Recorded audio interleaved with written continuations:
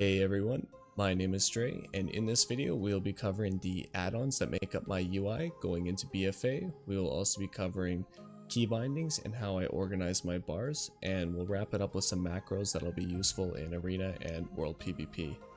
So let's kick right into the UI.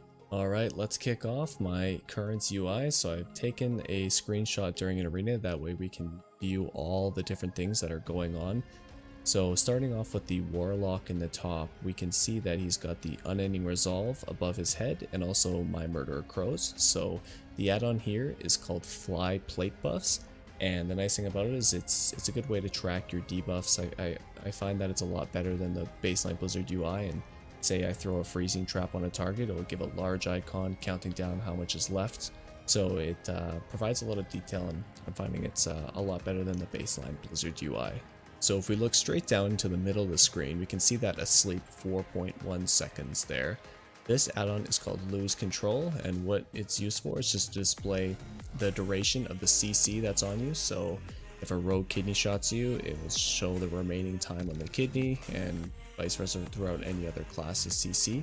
So it's not a really mandatory add-on, but I find visually it's nice to be able to see, kind of how much left of the duration the CC is on you. That way you know whether or not it would be worth to trinket the CC or not. So if we take a look to the right from where Lose Control was, we have an add-on called S Arena. This is a very common add-on, and if a lot of people aren't using S Arena, they'll probably be using Gladius if you are familiar with that. S Arena is just a slimmer version of Gladius, I would say. So we can see here from the image, we're tracking the Chaos Bolts. We can see that he's casting. If you're not looking at the frame below the player nameplate, you can look on S Arena and that will show the cast. It makes it a lot easier for interrupting. This is also showing the trinket available, so if the target has the trinket or not, it will show. You can see the Unending Resolve icon to the left of the Warlock's name, so it will show if they're popping cooldowns, and also will show if they are currently CC'd. And one thing we can't see here but shows up is diminishing returns. So it will show an icon, say after you throw a freezing trap, it will let you know the next available time that you can get a full duration freezing trap off. That way you don't have the cooldown and say get a half DR freezing trap. Moving down from S Arena, we have details in the bottom side, and this is just a standard kind of damage counter, very similar to Recount or Skada if you're familiar with that add-on.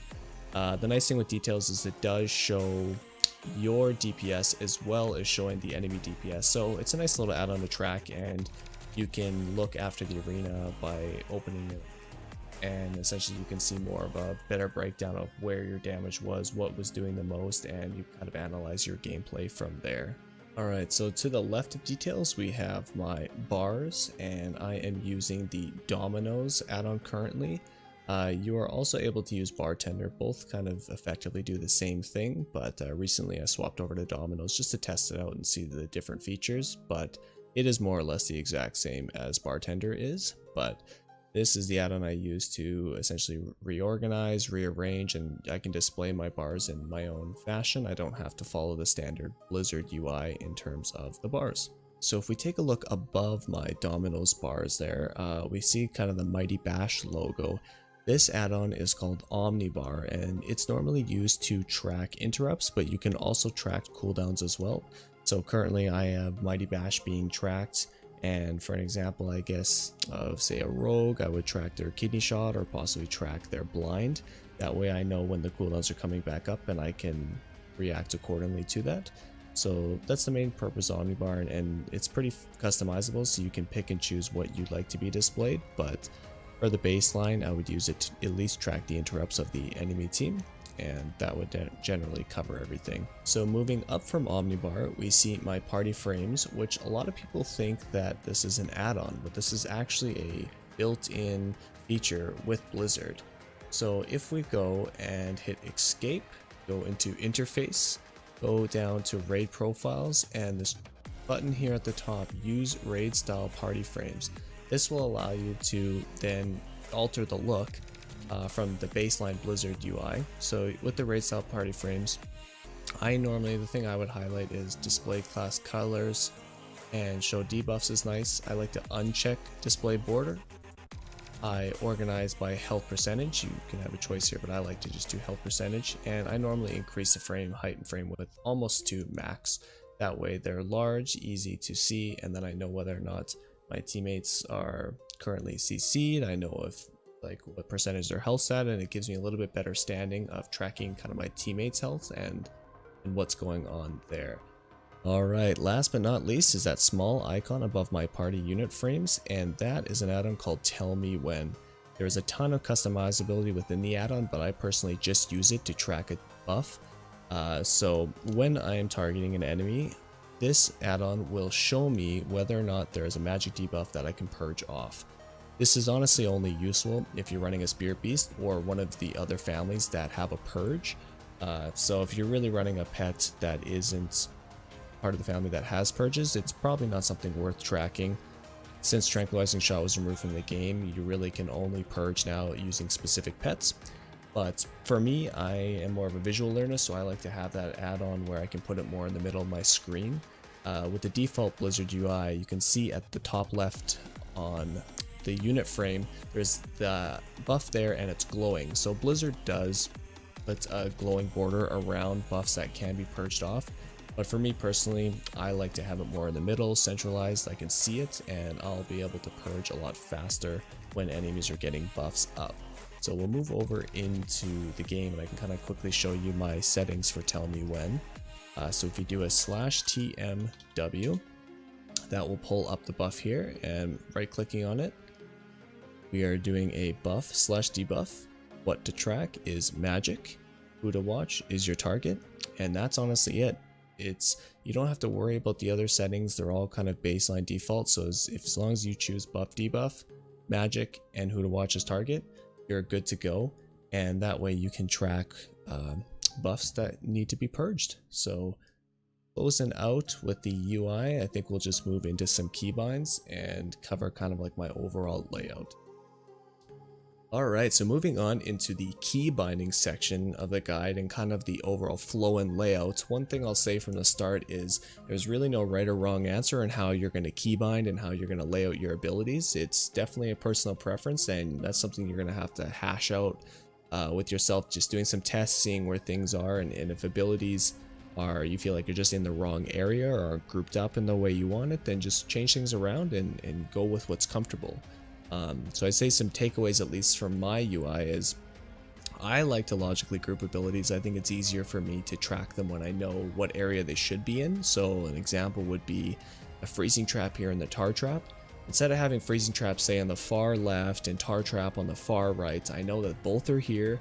When I use the ability, I know where it's going to be to look, and it's a lot easier to look in the same area each time than track them all over your keybind. So I'd say if you're able to kind of organize your abilities in this fashion, it makes things just a little bit easier. In terms of why I have things stacked up here, like 2 exhilarations, 2 intimidations, 2 roar sacrifices, that's just more of a personal preference, I guess. I like to see 2 of the ability for some of the major cooldowns. I find it's easier to track the overall cooldown. I kind of know which area it is, so when I do say use intimidation and it goes on cooldown, I know showing the 2 abilities here, it's very easy to tell that, okay, 54 seconds left on intimidation, I know when it's coming back up, and it's a little bit easier to kind of follow along with. One thing I would say is in terms of key bindings, that's another thing where you're going to have to get on your own comfort level with how you're going to keybind. And I have had some questions asked about, what's the best way for me to keybind with my hunter, say moving from clicking, and I would say it's just going to be kind of trial and error. You're really going to have to start utilizing just throwing everything you possibly can onto keybinds, and you're going to have to mentally get yourself used to it to pull away from clicking. Me personally, I watch a lot of different streamers, and I find sometimes I'll see what their binds are just by watching a streamer, or even for say somebody looking at my video here, they might like where the ability is bound, and then you can copy it. So there's some takeaways from watching other people, but I would say a lot of it is just your own kind of mental figuring out what feels most comfortable for you.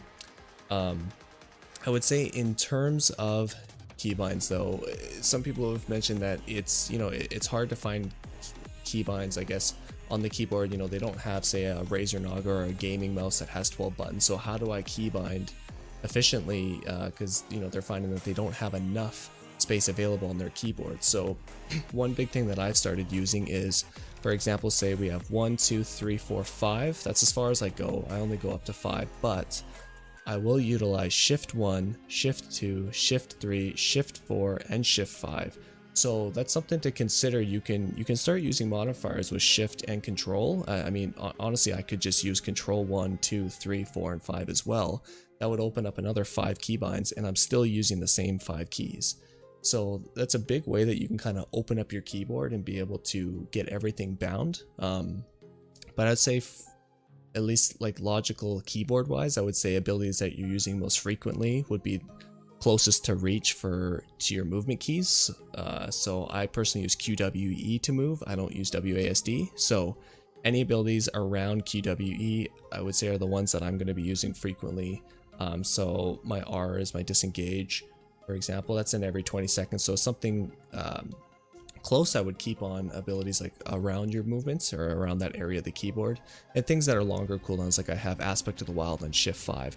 It's not the easiest keybind to reach, and I find like when it's a one-off, you're only using it every couple minutes or say longer, it's kind of worthwhile to push these keybinds farther away or harder to reach ones that are longer cooldowns.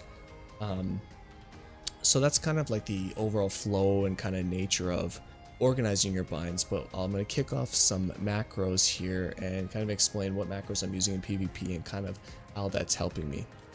So one thing I'd like to mention, I guess, before we kick into the macros is using add-ons like Dominoes or, like I explained earlier, Bartender. They make it a lot easier for your overall keybinds. So say we want to go into Dominoes here. You click Bind Keys. You can then just hover over whatever key you'd like and press the key. So say I already have Roar Sacrifice on Shift 2, but say I wanted it on 7. I hover over this key here, press 7, and it's bound. Hit OK, and it's saved.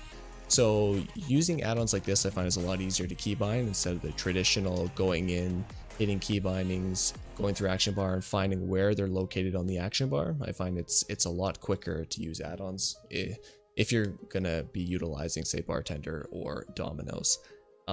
As well, in terms of kind of your pet bar, you don't have to have their standard like auto attacks and stuff here. So I've dragged over 3 Spirit Mends and I've dragged over 3 Spirit Shocks, which is the purge that the pet has. So for me, logically, it's easier to see multiple, and I can track Spirit Mend cooldown here, I can track Spirit Shock cooldown here, and that just makes things a little bit easier for me personally. One nice thing to do is to bind your pet's attack, and say you can either do passive, like what I've been using is I bound pet attack to mouse wheel up, so I just scroll my wheel up and it will attack the target, and if I do mouse wheel down, the pet will pull back and puts him on follow and follows me. So I find being able to control your pet using wheel up and wheel down is a pretty nice avenue to have, and honestly the scroll wheel is kind of a underdog in terms of key bindings, but you can put a lot of stuff on scroll wheel. Like I've got my Aspect of the Cheat on shift wheel up. So in terms of actually using the physical scroll wheel, you can get a few keybinds if you're throwing a few modifiers in, and that kind of really opens up your overall keybind space. But if we want to pull the macros up here, some general macros I use, and I will be putting all my key bindings macros in the description into like a paste bin, so that way you guys can copy and paste and access them a little bit easier, so you don't have to be pausing the video and actually physically writing them off here. But so this first macro is just a mouse over Roar Sacrifice. So if I want to mouse over my teammates, I can, and just put Roar Sacrifice either on their party frame or right on their actual character. And if I'm not mousing over anybody, then it's just going to put it on myself. So if I hit the keybind here, it's just going to apply Roar Sacrifice onto my character.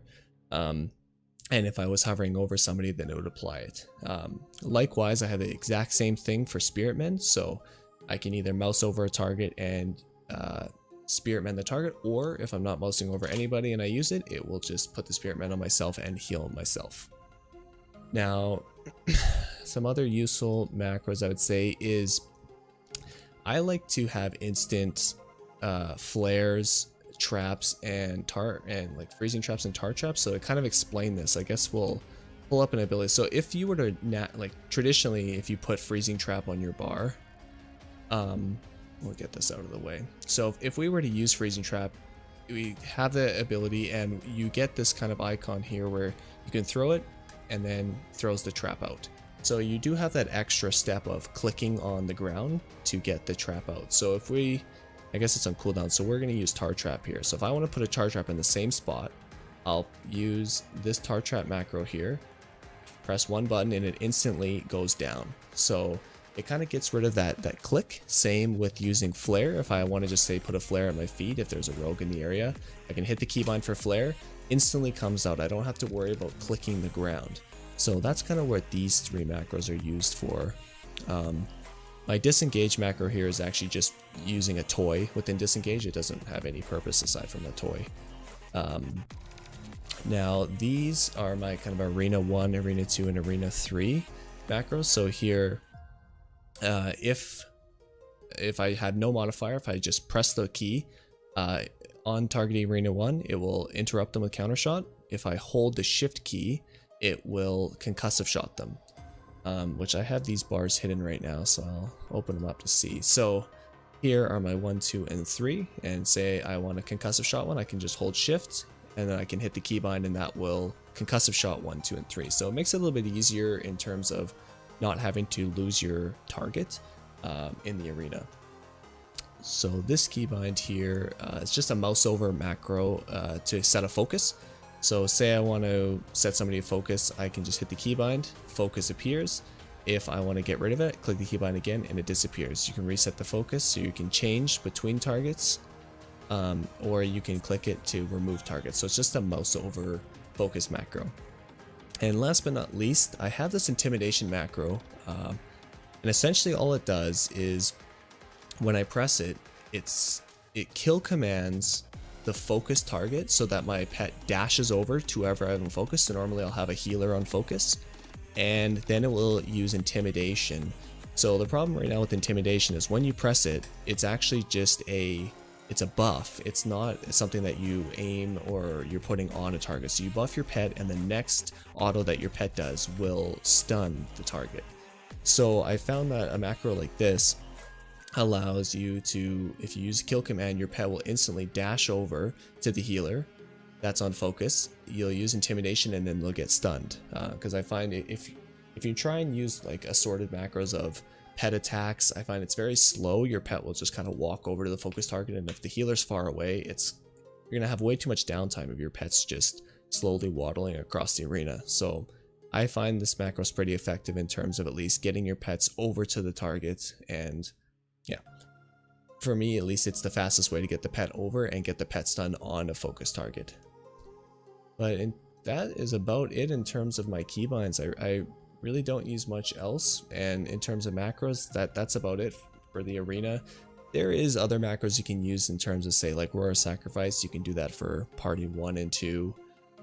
So there's a lot more arena keybinds you can use, but for at least general terms and general keybinds, that's kind of the state of where I'm at, and hopefully you found this useful. I would love to hear your feedback down in the comments below if you found that you took something away from this video, and if you didn't like something, please let me know down below. I'm always looking for some of that constructive criticism, and I want to improve these videos, especially rolling into BFA. So I would love to hear all your guys' feedback down in the comments. As well, I should be starting to stream more rolling into BFA, and I'll be streaming kind of leveling process and during arenas and kind of world PvP. So drop a follow on the stream and check things out, and I'd love to interact with you guys there. So make sure to like, comment, and subscribe, and we'll see you guys in the next video.